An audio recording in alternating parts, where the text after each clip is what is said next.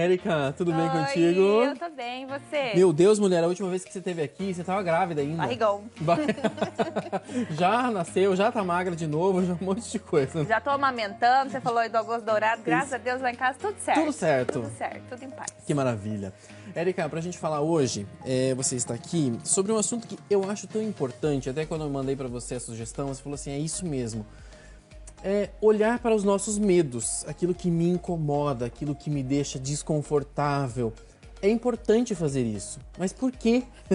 Ninguém gosta, né, gente, de olhar pra medo, meu Deus do céu, né? E uma emoção tão básica que acompanha a gente desde a infância, né? O medo é muito presente desde as nossas primeiras fases, né? Na primeira infância, e ele nos acompanha, vai mudando o tipo de medo que a gente tem.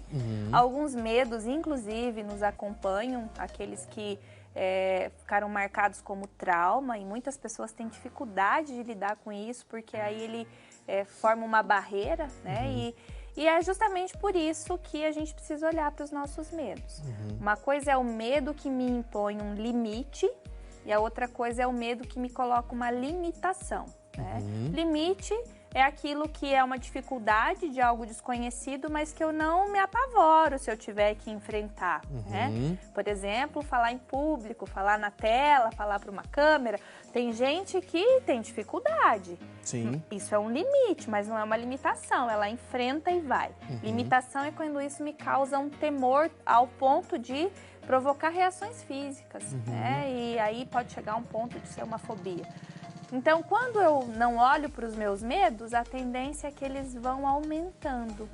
E aquilo que hoje talvez fosse um medo simples, que tivesse um limite superável, vai se tornando algo que a minha mente maximiza e em algum momento pode se tornar uma limitação, me afastando daquilo que eu quero. Você sabe que agora você estava falando, me veio uma situação bem recorrente a muitas pessoas, na verdade, que é a questão de relacionamento. Porque às vezes as pessoas vivenciam momentos muito difíceis em um relacionamento e aí, quando terminam ou terminam de forma traumática, tudo aquilo, para iniciar um novo relacionamento, se abrir a novas possibilidades, para essa pessoa é um desafio tão grande e às vezes tão limitador, né, que faz a pessoa não conseguir ir além.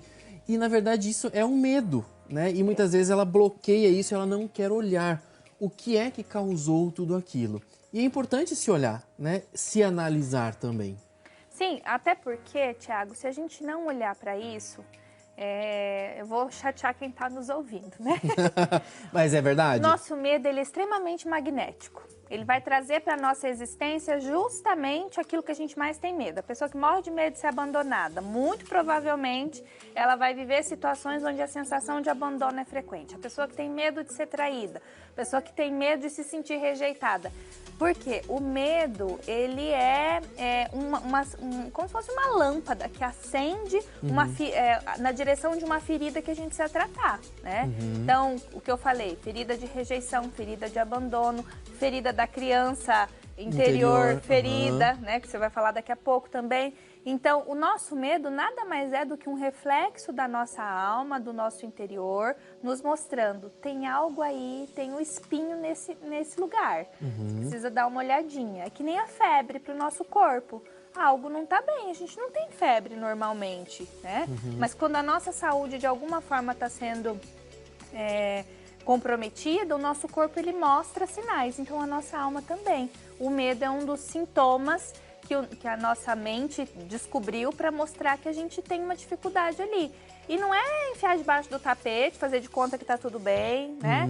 Até hoje, antes de vir para cá, achei interessante porque é o tema da nossa entrevista, e a pessoa me procurou justamente, falou assim, eu tenho medo, e é um medo que eu não sei dizer de onde que vem, né? E só que eu não tô conseguindo progredir na minha vida profissionalmente, nos relacionamentos, não tô conseguindo ter uma postura de autoridade com os meus filhos, porque eu tenho muito medo e eu não sei nem explicar de onde. A gente precisa ir esmiuçando esse medo, ouvindo a história que a pessoa tem para contar, para entender onde começou, da onde que vem esse medo. Porque às vezes a pessoa fala assim, não, eu tenho muito medo de dirigir, mas não necessariamente o problema é dirigir. Pode estar em torno de algum trauma que ela viveu em algum momento, alguma situação. De tomar o controle da própria vida, por exemplo, porque dirigir requer assumir o controle. Então eu delego sempre para outras pessoas coisas que são muito importantes nas decisões. Preciso sempre da opinião de outra pessoa para me sentir segura. Então eu tenho medo de me posicionar. Não é só para dirigir que eu tenho problema. Entende? Então quando a gente vai percebendo, a gente vai conseguindo achar onde está a raiz e resolver. Você citou antes, e eu achei bacana essa questão da lâmpada, na verdade, né? Porque vai emanando, porque é uma energia. Da mesma forma como você já veio falar tantas vezes sobre gratidão aqui no nosso programa. Que é uma energia também. Quando você emana esse medo, essa sensação de angústia e tudo mais, é como se você atraísse mais pra perto de você. Exatamente.